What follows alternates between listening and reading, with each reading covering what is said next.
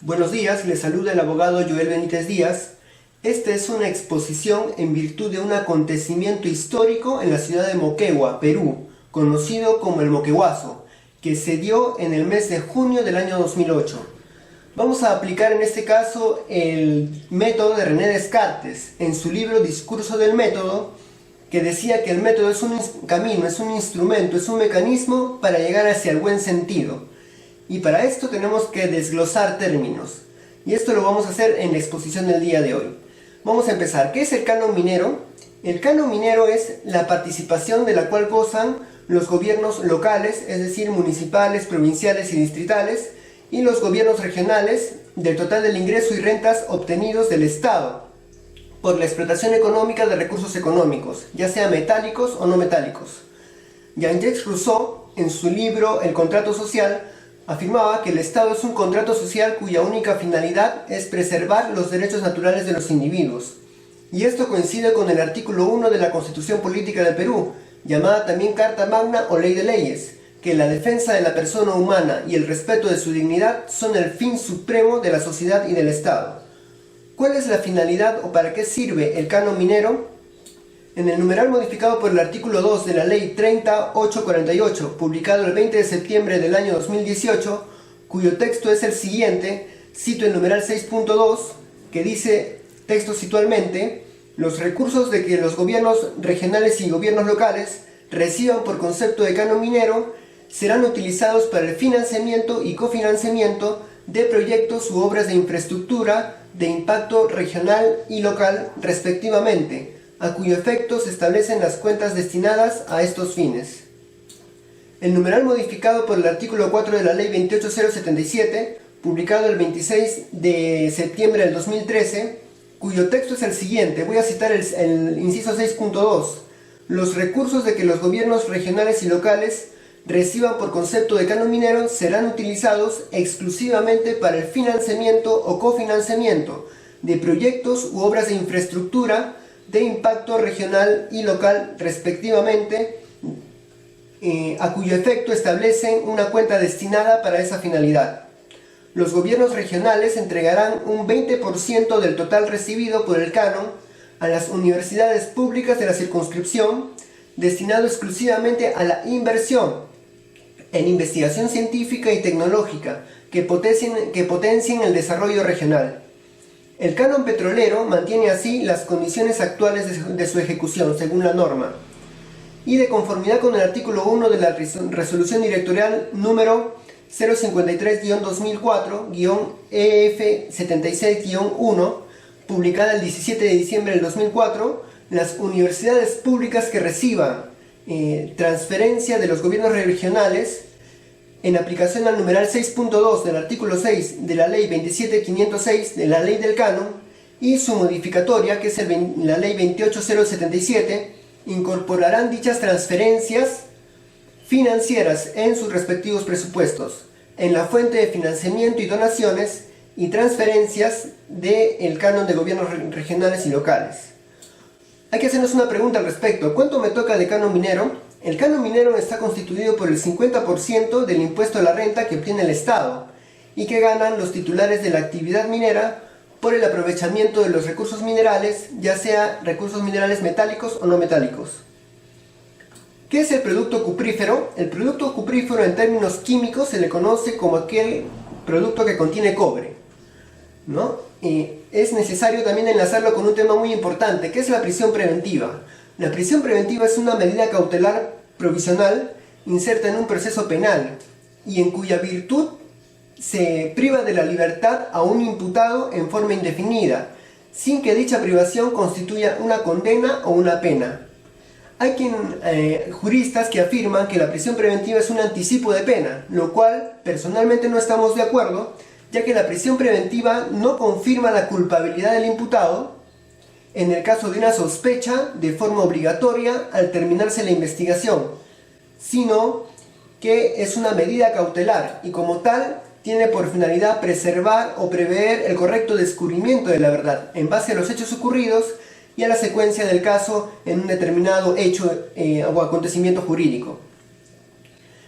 Hay que hacernos una pregunta también: ¿qué es la libertad individual? La libertad individual es aquella facultad de hacer o no hacer una determinada acción sin que afecte tanto individual, social, política, económica y culturalmente a otras personas. Lo cierto es que la prisión preventiva es un instrumento legal que permita eliminar el riesgo procesal en la administración de justicia, pero esta, es decir, la administración de justicia, y en efecto la prisión preventiva es un mecanismo más no un fin. Hubo un caso muy conocido, que es el caso que vamos a tratar el día de hoy, que es el caso Moquegüazo, que fue un reclamo justo por la distribución del canon minero, en la que hubieron 18 encausados en este proceso, pero 3 sufrieron prisión preventiva. Y respecto al tema anterior que estamos tratando, el encausado no incurrió en ninguna de las causales estipuladas, que vamos a verlos luego. Vamos a tratar también de hablar de las causas político-sociales que originaron el conflicto. Coincidimos con el autor Vélez en su libro El nuevo Código Procesal Penal, la necesidad del cambio en el sistema procesal peruano, quien afirma que el imputado debe tener ocasión suficiente para defenderse, y la meta del derecho procesal penal no es el castigo de la persona, idealmente de la culpabilidad, sino la decisión de una sospecha. Con esto dejamos en claro que la prisión preventiva no es una pena anticipada, sino una medida cautelar. Las motivaciones, hay que hablar respecto a las motivaciones político-sociales que originaron el conflicto. ¿Qué originó el conflicto? En el mes de mayo del año 2008, el Ministerio de Economía y Finanzas, el MEF, anunció la distribución del canon minero, que le correspondería a la ciudad de Moquegua para ese año. A Toquepala, en Tacna, le correspondían 711 millones de nuevos soles, mientras que a Cuajone, Moquegua, le corresponderían 189 millones de nuevos soles. Es decir, 298 millones de soles menos que el año anterior, ya que en el año 2007 recibieron 487 millones de nuevos soles. Ese es el fondo del asunto, ese es el meollo, el centro del tema central que estamos tratando. Es necesario también tratar un punto específico, como es la libertad individual en peligro. Es necesario hacernos una pregunta al respecto sobre el bien jurídico, ¿no? El bien jurídico es todo interés social que se constituye necesario para el normal desenvolvimiento de una persona en la sociedad. Dejamos en claro que en el bien jurídico protegido, en este caso, es la libertad individual. Es cierto que la prisión preventiva es un instrumento legal que permite eliminar el riesgo procesal en la administración de justicia, pero esta, es decir, la prisión preventiva, solo debe aplicarse en casos específicos y puntuales. Por ejemplo, la existencia de razonables elementos de convicción acerca de la pertenencia a un imputado a una organización delictiva. En el caso Moquegüazo, la detención de uno de los imputados se produjo frente a la participación de uno de ellos en el expediente estudiado durante una manifestación pública el 16 de junio del año 2008. Es decir, no lo unía ningún vínculo a una organización delictiva. Como segundo punto, la reintegración del imputado a una organización delictiva a la que pertenecieron con anterioridad. Y con anterioridad, el imputado fue registrado en el mismo expediente como candidato a las elecciones municipales del Centro Poblado Menor San Francisco. Como tercer punto, el presupuesto de peligro de fuga o entorpecimiento de pruebas por parte de los imputados es nulo. ¿Por qué? Porque los padres del imputado son conocidos comerciantes de la localidad, propietarios de una pollería, y su hijo, que era el imputado, conducía también un pequeño restaurante en la misma avenida, ¿no? Consecuentemente el presupuesto de fuga era negativo. Y como por último punto, la comprobación de existencia de pasaportes o de alguna situación económica holgada que facilitase la fuga. Conocido es que el imputado no contaba con ningún pasaporte y su situación no era una situación holgada o tenía una vida económica estable como para facilitar su fuga. Vamos a hablar sobre la presunción de inocencia. La presunción de inocencia es un tema que está contemplado o estipulado en la Constitución Política del Perú, llamada también Carta Magna o Ley de Leyes. El encausado no incurrió en ninguna de las causales que acabamos de sustentar de la prisión preventiva. Entonces, cabe hacernos una pregunta al respecto.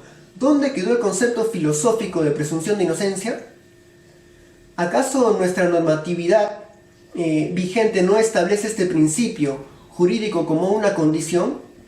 Lo cierto es que se omitió un requisito tan elemental como lo señalado en la Constitución Política del Perú, en el artículo 2, en el aspecto de derechos fundamentales de las personas, específicamente en su inciso 24, referente a la libertad y la seguridad personal, que dice lo siguiente en su inciso E: toda persona es inocente mientras no se haya declarado judicialmente su responsabilidad. Eso sería todo en cuanto a mi exposición. Muchísimas gracias y saludos desde Moquegua, Perú.